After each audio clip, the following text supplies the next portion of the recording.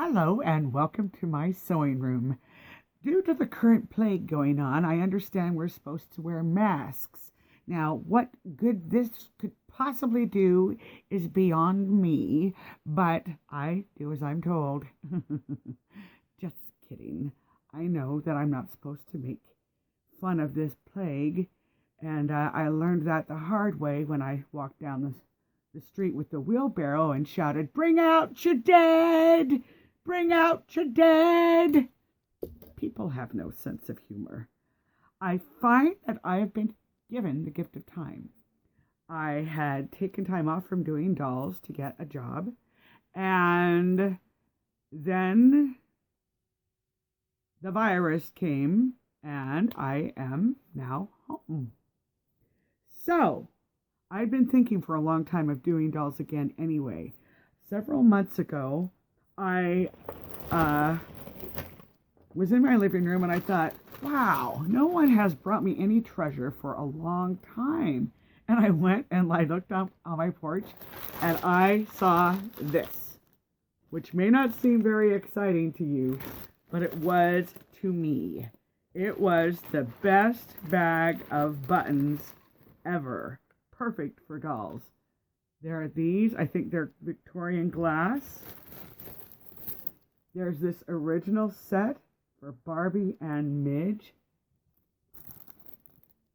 See if I can look at that. Little buttons, zippers. There are these little shell buttons. And anyway, my favorites are these little miniature black glass Victorian buttons like this and this. And when I saw these, you know what I wanted to make? My next doll was going to be, of course, a steampunk Sunday in the Park with George. Now, if you don't know that painting, I brought this. It's a beauty case I painted, kind of based a little bit loosely on that picture. It's a picture, I'm sure you kind of get the gist now. It's with this skirt. And I started researching, and that skirt is called a lobster tail. And I have a handy tip. I always wondered what to use for boning when making hoop skirts, or in this case, a lobster tail, which has a big bustle out the back. And I wish they were in style again. But here's my idea. Zip ties. Perfect. Perfect. Look at this. This is one I'm going to use. You can get longer ones for a hoop skirt. I would cut this part off. I would attach these. I would get seam binding and go like this. I'm sorry. I'm wearing Let Them Eat Cake makeup. I'm bored. Clearly I didn't do my hair though. But anyway. That's an idea. However, with the coming of this plague, I didn't think a steampunk Sunday in the Park George doll would be a good idea. And plus now it's spring. So my next idea is easier to guess. What would you do if this girl showed up at your house? Pippi Longstocking.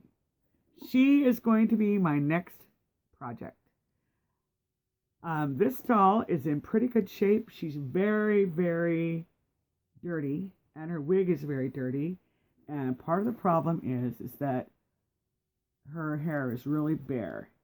Not only that, she's got all these breaks in her braid. So what I'm going to do is clean her. I'm going to wash her wig, and I hope to unbraid her braids. I hope her hair is strong enough that I can attach some of it to here and work that into skinnier braids. But I don't care as long as her things are covered. And then, of course, I will figure out how to wire it. I will give her an extremely colorful outfit full of different mixes of fabrics. And she's going to be so much fun.